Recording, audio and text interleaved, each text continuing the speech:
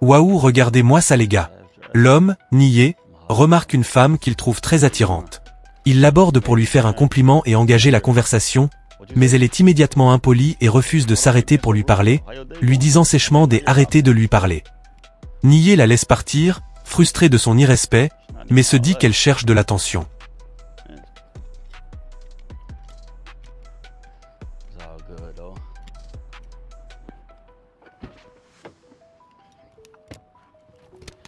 Quelques instants plus tard, alors que Niais est dans sa voiture de luxe, implicitement, la femme revient en courant. Niais est indigné par ce changement radical, switch up, sachant que l'objet de son retour est le véhicule.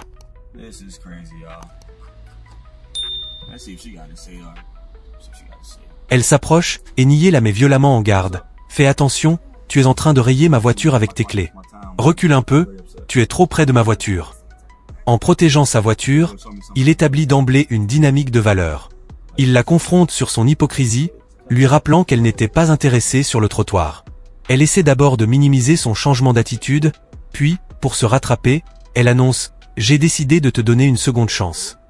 Niais, offensé par son arrogance, la piège. « Tu as décidé de me donner une seconde chance?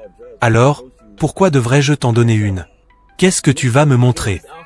Elle lui propose de monter dans la voiture pour lui montrer quelque chose. Niais lui lance un avertissement final et sévère, soulignant l'importance de son temps. « Je n'aime pas perdre mon temps. J'accorde beaucoup de valeur à mon temps. Si tu montes dans ma voiture et que tu me fais perdre mon temps, je serai très en colère. » La femme insiste qu'elle ne le fera pas. La femme monte dans la voiture.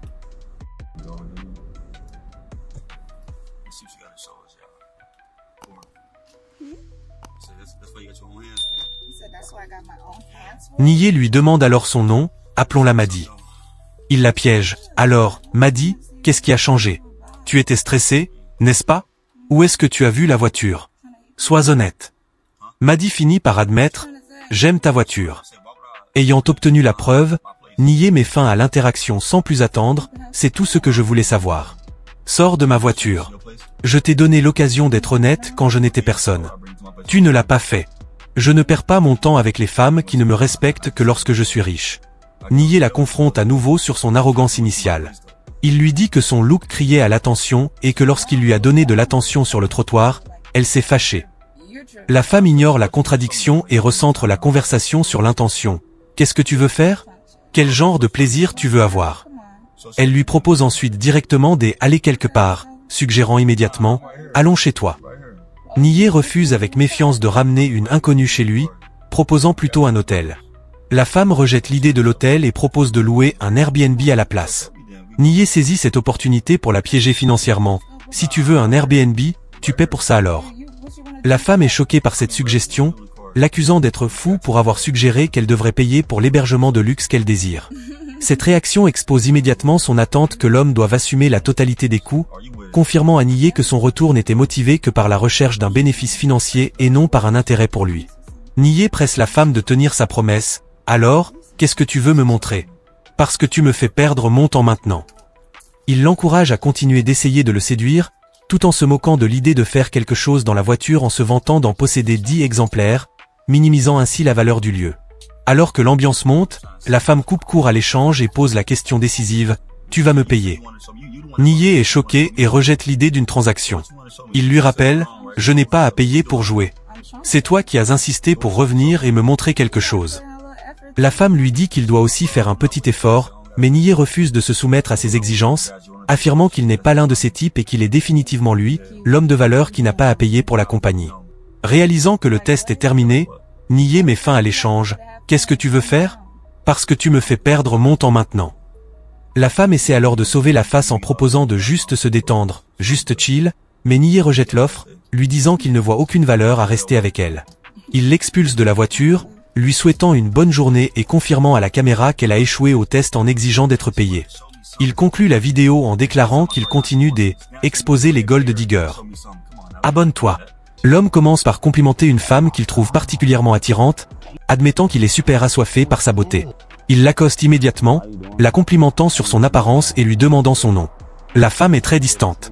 Elle refuse de lui donner son nom, lui demandant pourquoi cela le concerne, et dit qu'elle est pressée.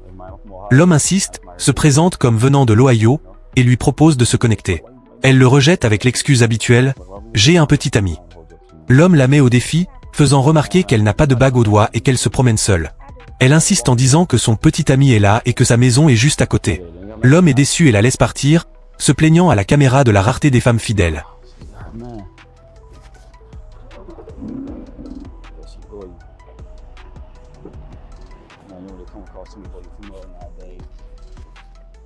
Alors qu'il se plaint, la femme fait demi-tour et revient.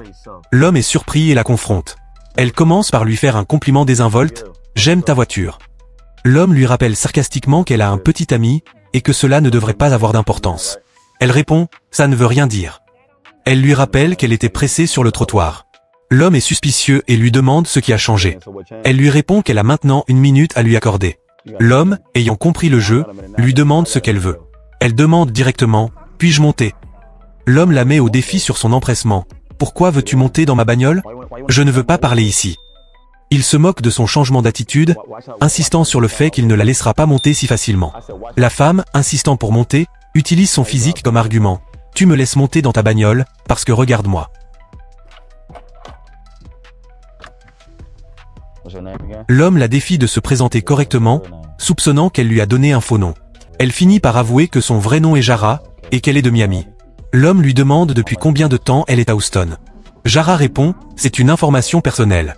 Si tu me sors, on peut en parler là. » L'homme la reprend sèchement. « Écoute, règle ton ton.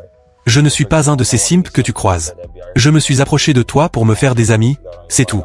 Je ne suis pas un de ces clowns. » Il lui dit clairement qu'il ne l'emmènera nulle part pour l'instant et qu'il veut juste avoir une conversation. Jara persiste, « Tu me poses des questions personnelles. On peut en parler lors d'un rendez-vous.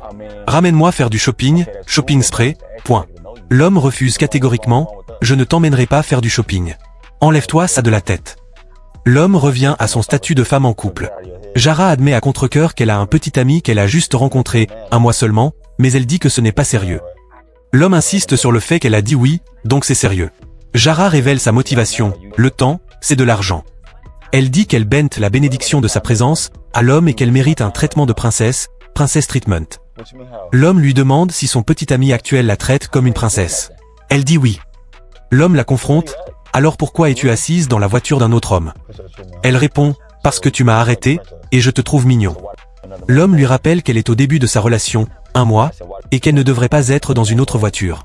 Jara avoue finalement, « Je ne veux pas être avec lui. C'est pour ça que je suis dans ta voiture. » L'homme la met au défi de mettre fin à sa relation immédiatement. Dis-lui ou envoie-lui un message tout de suite. Alors, peut-être qu'on pourra parler plus.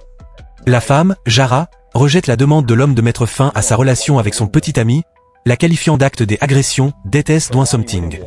L'homme lui rappelle qu'elle veut son temps, mais qu'elle n'est pas prête à payer le prix de l'honnêteté et de l'engagement. Il lui demande si elle veut provoquer des histoires, bif.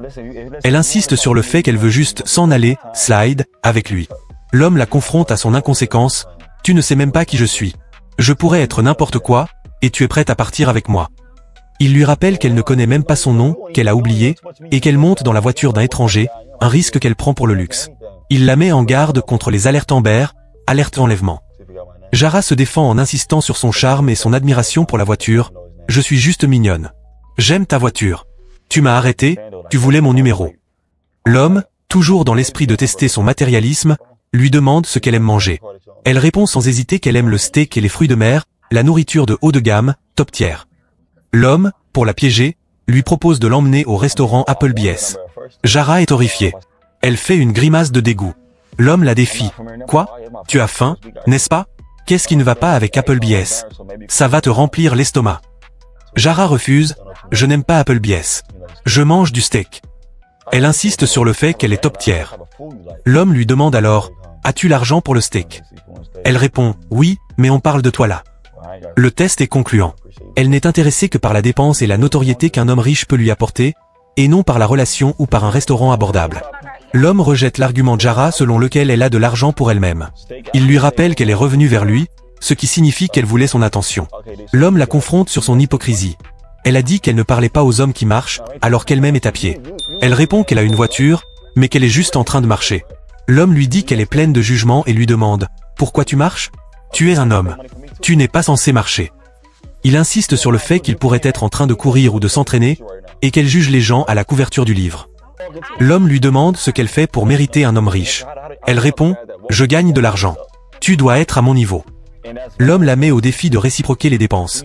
Si un homme lui offre quelque chose, peut-elle lui offrir quelque chose en retour? Jara refuse catégoriquement. Non, je n'achèterai rien à un homme.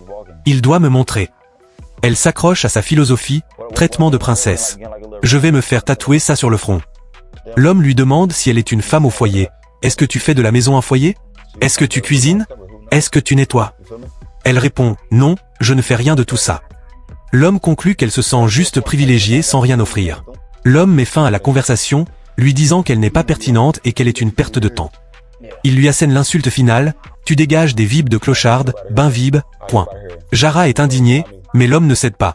Il lui rappelle qu'il a changé d'avis en 2 secondes et qu'il est bon sans elle. Il lui dit qu'elle est une gold digger et l'expulse de sa voiture en l'aidant à refermer la porte. L'homme conclut sa vidéo en s'adressant à la caméra, disant qu'il a failli la ramener à la maison, au crib, mais qu'il a bien fait de la virer. Il termine en faisant la promotion de ses réseaux sociaux pour ses prochaines vidéos de dénonciation. Abonne-toi et like la vidéo.